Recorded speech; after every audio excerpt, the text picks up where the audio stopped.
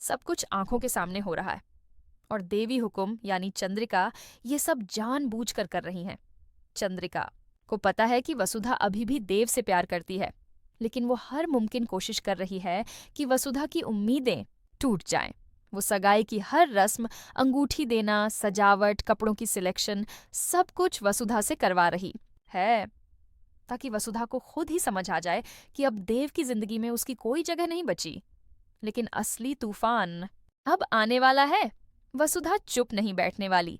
जब वो मेघा की सच्चाई को खंगालेगी तो उसे पता चलेगा कि मेघा दरअसल कोई और नहीं बल्कि करिश्मा की बहन है, और यही सच्चाई वसुधा को वो ताकत देगी जिससे वो हर झूठ का पर्दाफाश कर सके।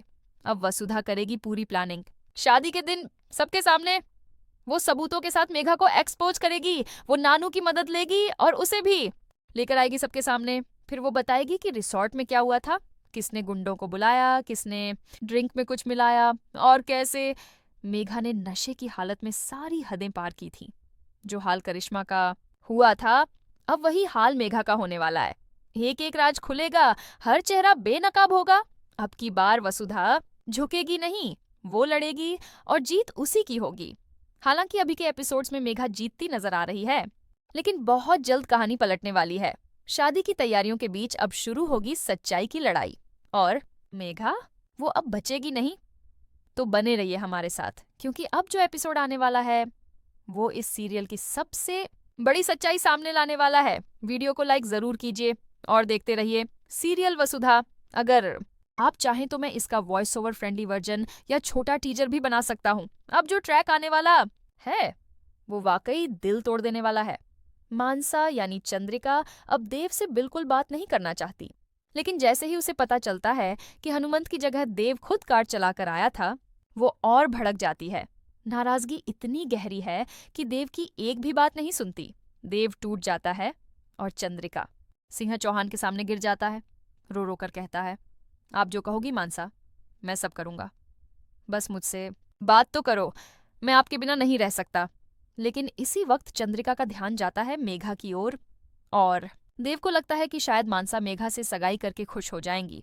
और देव कह देता है, अगर आप चाहती हैं कि मैं मेघा से शादी कर लूं तो मैं अभी सगाई के लिए तैयार हूं।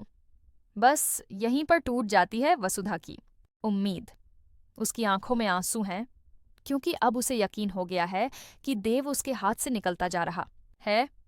उसे लगने लगा है कि वो देव को दिल से अपना पति मान चुकी है, लेकिन अब अगर सगाई हो गई तो उसके पास कुछ कहने सुनने का भी हक नहीं रहेगा।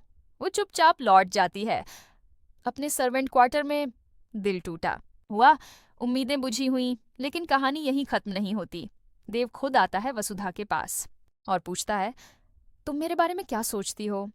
वसुधा अंदर से बहुत कुछ कहना चाहती है, लेकिन उसे पता होता है कि मेघा ये सब सुन रही है, और मेघा उसके मन में चल रहा होता है पूरा प्लान कि अब इस नौकरानी को चंद्रिका के सामने बेइज्जत कर दूं।